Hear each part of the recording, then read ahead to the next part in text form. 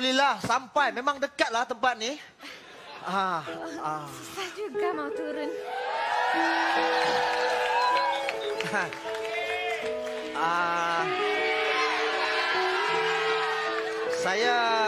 Saya sebenarnya tak kenal saudari ini siapa. Nama saya Aziza. Terima kasih ya tolong saya tadi. Oh, namanya Aziza. Iya. Nama penuhnya? Aziza binti Marzuki. Kenapa tanya nama penuh?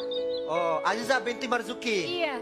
Supaya senang saya ingat untuk hari pernikahan nanti.